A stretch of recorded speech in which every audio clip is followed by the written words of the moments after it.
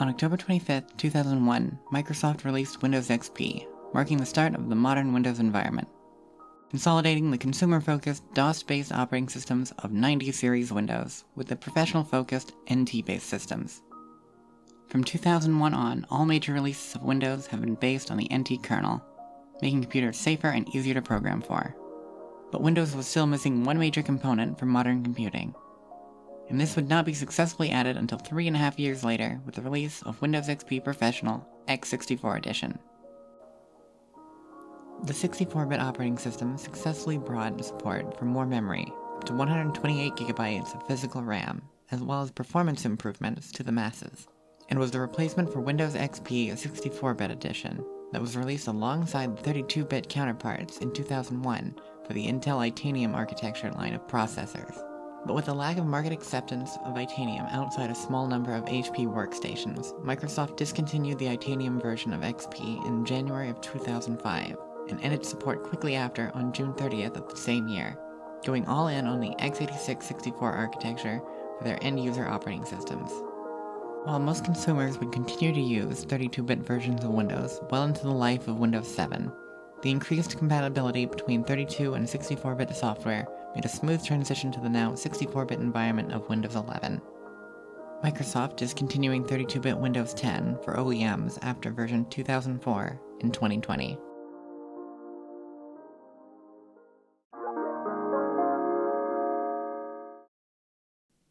Alright, so I have Windows XP 64-bit edition right here, and we're going to try installing it on this period correct Dell Inspiron here.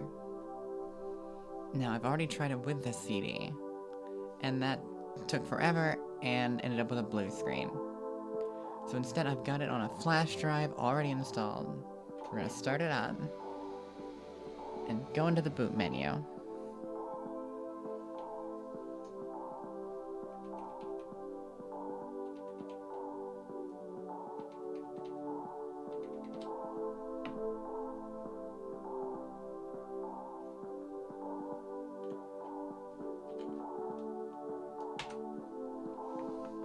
Boot from the USB.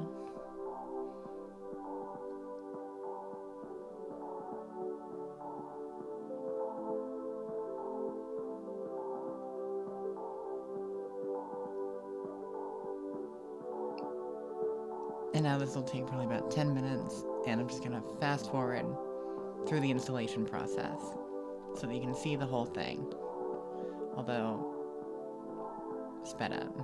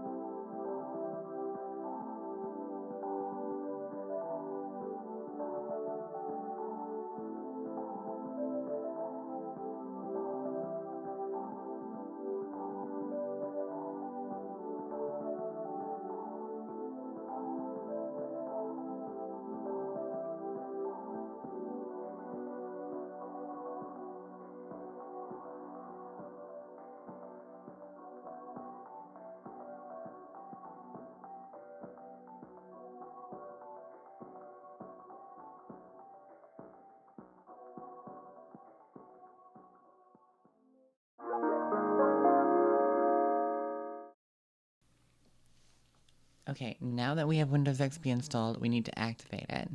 Unfortunately, the online activation servers are long gone, and the telephone number that is supposed to activate Windows with this code here is no longer associated with Microsoft. This number takes you somewhere else. So, there is a tool that I have on this flash drive that should help us generate the confirmation ID for this installation ID. So we'll just put that in here.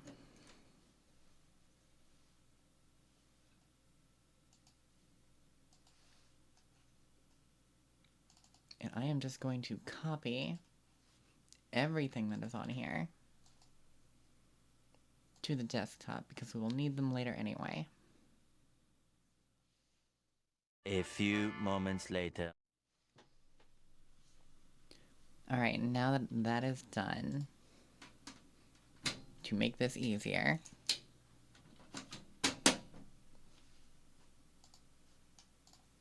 I'm going to change the change the screen resolution. I want this to be 1024.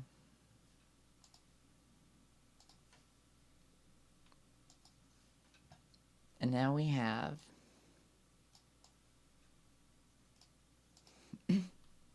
XP Activate 32, which should still work on 64. It just can't do it automatically. I don't think. Nope.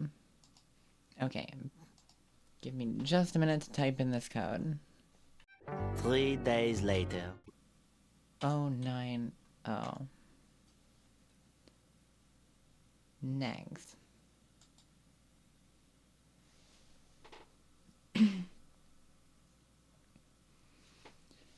Okay, that was more difficult than talking to the phone, but, at least from what I remember, we are actually activated. So now, we can move on to the next part, which is installing drivers.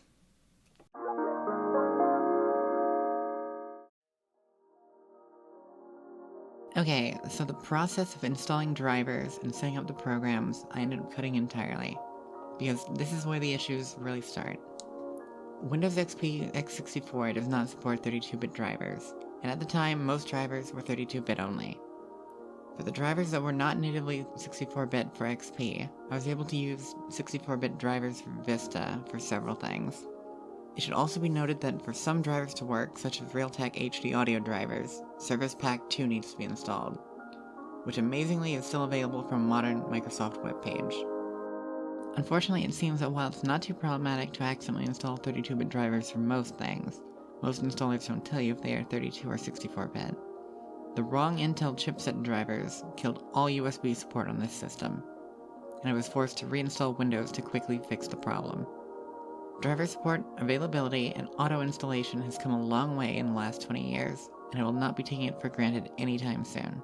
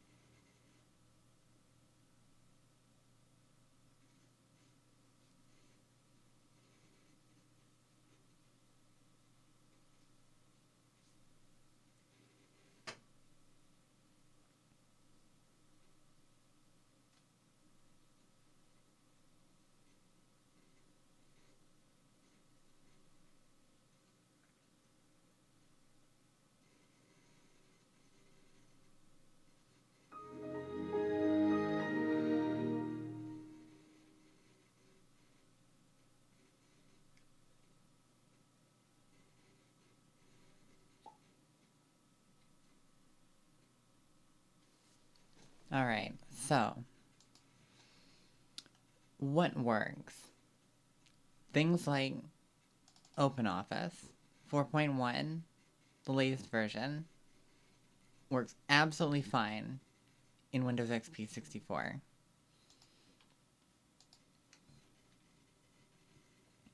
Which I didn't have much worry about it running.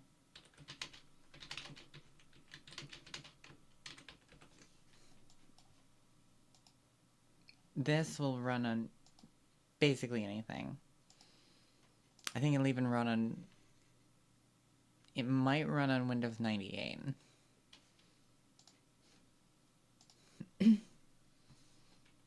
Games such as Classic Cube run just fine.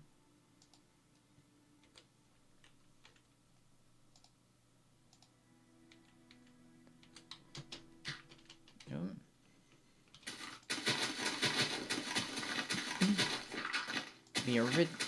The actual genuine Minecraft, not so much.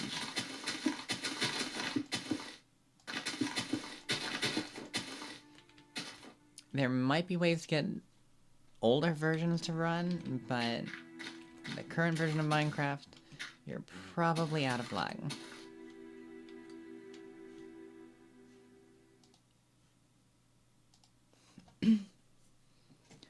Now, there is a web browser here called Pale Moon, which among a few others, can get you internet access for most websites on Windows XP.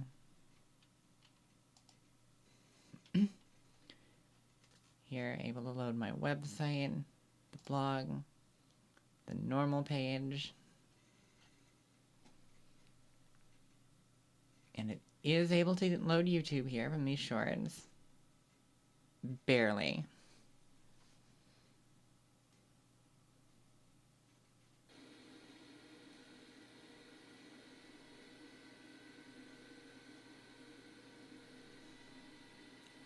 It really tries, at least.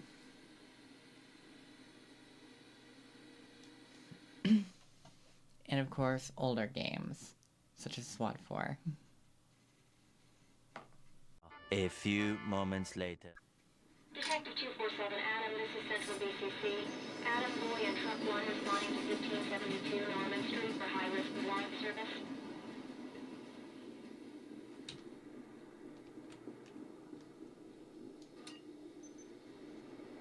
Gold. Opening clear. Move when ready.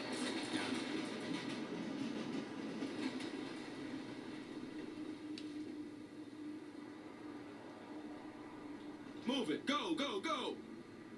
No visible threats. Trailers, let's go. In position. Clear. It's clear. No problems here.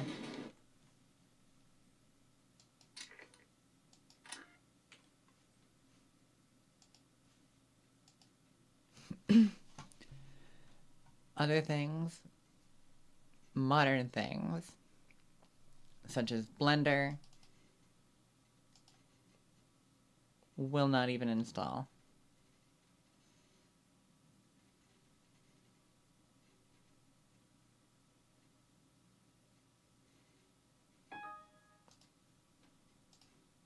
And OBS.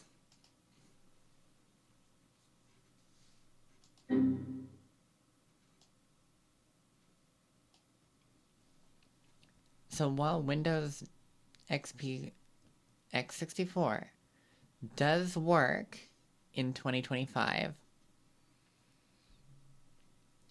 basically only older things. And even then, trying to get them to work, I had so much problems trying to find the drivers, especially since the 32-bit drivers did not work for everything. So your mileage may vary depending on the system, but it is what it is.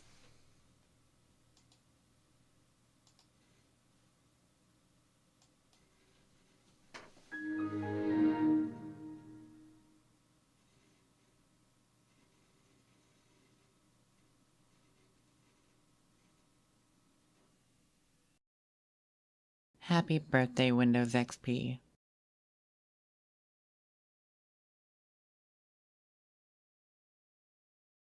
And for a preview of an upcoming video, this old girl has a failing ROM chip.